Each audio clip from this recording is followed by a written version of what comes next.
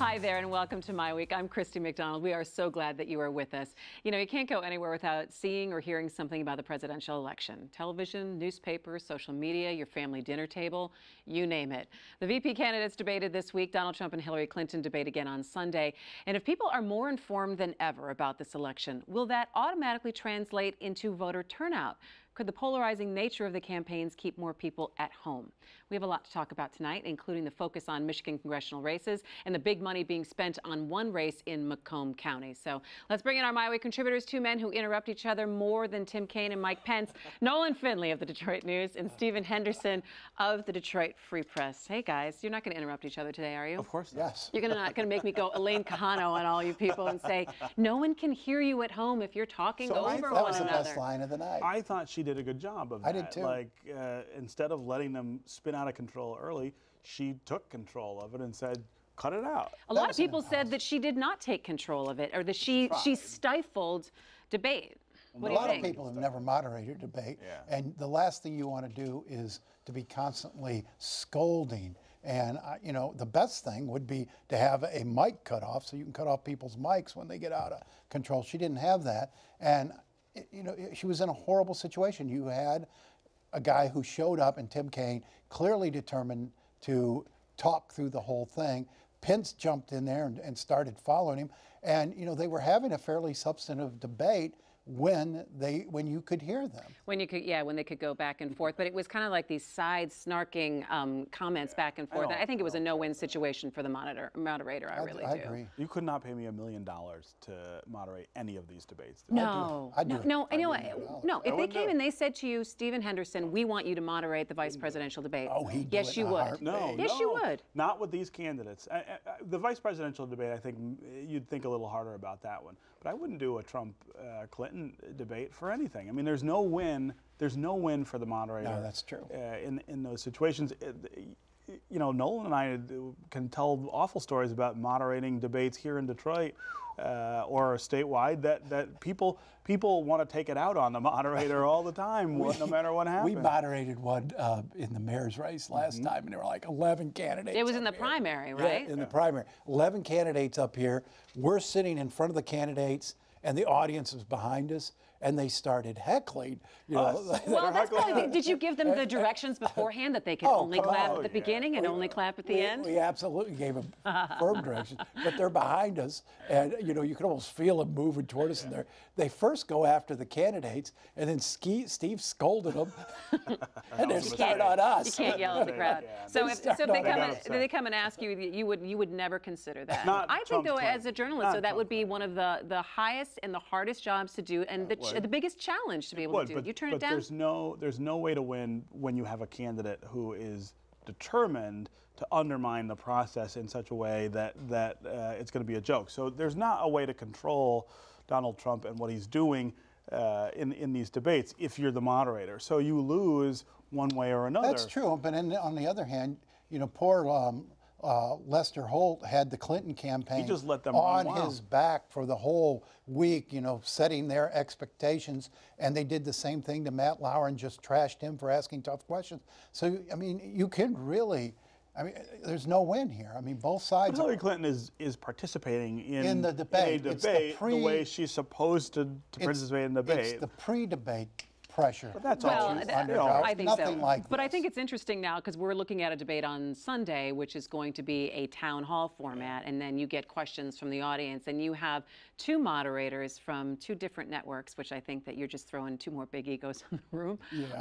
In that situation, is there anything that is off limits? We've heard a lot talking about, you know, what could Trump possibly pull out that would be obnoxious. Should there be anything off limit in this debate, or can candidates really attack each other in a town hall format? Well, fair. Well, I don't know. Town hall makes it a little tougher, but fair is fair, and you can't say you know, Trump has done and said things that's pretty despicable in regards to women, and Hillary Clinton, you know, ran the litany of that in the last debate, and he just sort of, you know, got caught in the headlights. She's vulnerable in that area too, and there's a way to do it. I mean, he said after the debate, I didn't bring this up because, you know, didn't want to hurt anybody's feelings, which was just crap. When did Donald Trump not want to hurt anybody's feelings? He just didn't think think on his feet quick enough. But when she started, dealing with his sexism, he could have easily come back and said, without getting into the messy details and without making it titillating, he could have easily said, Hillary Clinton is an opportunistic feminism who will destroy women and have when it meets her political ambitions. I think that's a rough road to go down. Really rough road to go down. I think if you're Hillary Clinton, you will want him to go down that road. So he's gonna criticize her for taking after women who went after her husband. I mean, who's that going to play with? Women her husband victimized. These weren't false accusers. Well, some of them were, and if you think many that of them weren't, if you think that those, so the idea of sympathy for the other woman, that's his plan here, to have so. But why are we talking about Bill Clinton? It's her candidacy. It's her. She's the one who's running for the job. In what role attacking, did she have? and she ran the war room in the Monica Lewinsky, and just destroyed that woman, and she's destroyed other women. Who will be sympathetic destroyed to that? other women. And who will be sympathetic to that? You Any think women woman, will? I mean, really? If she's been in a situation where she stood up for women who were victimized by sexual harassment, victimized at These work, aren't victims. her husband did the same thing. You think he victimized those women? You think he victimized those women? A lot of the women claim he raped her, Steve. Raped them. And in any other situation, the accuser would get the benefit of the doubt, except in this case. That's not true. That's not true at all. I mean, I would love for Donald Trump. Look at what's going on our campuses. I would love for Donald Trump to go down that road. I think Clintons would love for him to do it. I think there's a way for him to go down. He will get leveled. There's a way for him to go down. And I'm here to tell you that he's not going to. If there is a way, and I think we could debate that all day long, he's not going to take the right way if there is a right way. Well, let me ask you this. I want to talk about this because someone brought this up to me this week and said, everybody's talking about the election. It's all that anyone can talk about. Everyone knows Trump and Clinton. So I bet so many people are going to vote because everybody knows something about the election.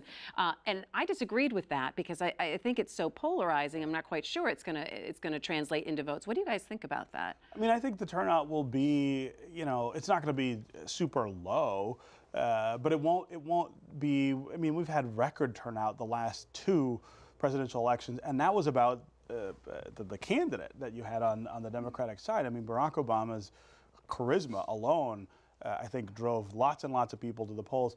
His connection with young people, the way he excited young people, got more of them out than you saw before. There's no one in this race on either side who I think has that same pull. And so you won't see, I think, those kind of numbers this time. But I don't think we're going to see a depressed number in the election. It'll just be lower than it has been the last 2 cycles. I think in places like Michigan it could be very light. And you're right. People come out to vote for someone. Yes. And in that election, they came out to vote for someone. Yeah. If you wake up on Tuesday morning, you're feeling a little cranky, or it's raining outside, you're not as motivated to go out and vote against someone. And you still have over half the electorate saying they're voting against the other candidate. Yeah. And in a place like Michigan, where there's really nothing else on the ballot that's getting any real attention, it might depress turnout. Steve and I were actually at an event earlier today, and someone said, where are the undecided? Who are these undecideds at this point in the race? We've got 30 X amount of days left. These are people who just want attention at this point. They aren't really undecided. It's that the only people that get talked about at this point, the only people who you're interviewing are people who say they are undecided. They are the sort of sexy voter at this point. Sexy voter. This is the hardest election for people to make a decision in, precisely because you have so much dislike of the 2 candidates. So you hear from people all the time who say, I don't like him, I don't like her, I'm not really sure yet what I'm going to do. I may skip the presidential election. And that counts as an undecided vote. Those are ignorant voters. That's not ignorant at all. Those are voters of conscience. They look at these 2 candidates and say, I can't give my vote to either one. If you can look at these 2 candidates and see similarities between them and see her as the same as him, they're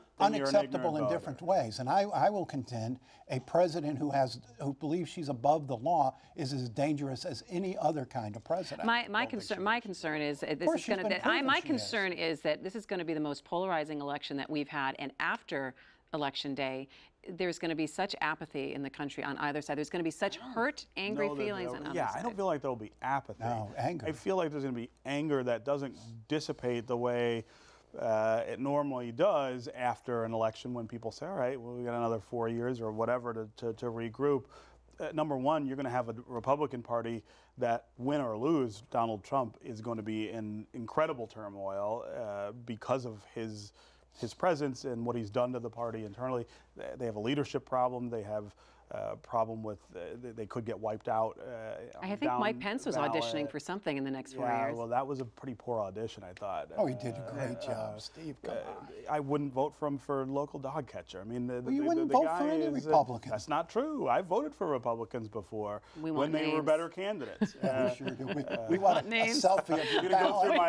We want your record. Go ahead, finish your point. Yeah, I mean, I just think there's going to be this rancor over all of the things that are dividing the country in the election. They will sort of supersede the election after November and continue for some time. And I don't know how they sort themselves out, or whether they sort themselves out even by the next presidential election in 4 years. I think it's going to be the most divisive period we've ever gone through. And Hillary Clinton is not Barack Obama. If you look after the elections, I mean, the hardcore Obama haters never came around, but over half of the nation started 2 months after the election. Actually, Tea Party started when they forced Obamacare down our throats. But even before they started that. It started over Obamacare. Is not true. But I mean, he was able to get his approval ratings. He was a fairly liked president, even for the people who disagreed with him. 52%. She'll never hit those numbers. I don't know. I want to ask really quick before we leave election talk. What's it been like this last week after your paper endorsed Gary Johnson? What's been the fallout from that? For you? A lot of our longtime readers are very disappointed. They felt we should have gone with Trump. A lot of Democrats are like Steve, who think, God, how could anybody not vote for Clinton? They must be ignorant. So you hear a lot of that. It's typical of what you're hearing in the general debate. It's typical of what you're seeing on your Facebook feed, and I think I'm just going to have to delete my Facebook account once the election is over. Everybody should. Wait till we come out with our Trump endorsement. That's what's going to really set Well, people hang on on. fire. You heard it here first, folks. I'm gonna write that one down. You should just go ahead and do it. All right. I'm writing it right now. You can hang it on the wall next to your Snyder endorsement. That's right. It'll be in the that same hurts. category. That hurt. He still gets garbage for that, I think.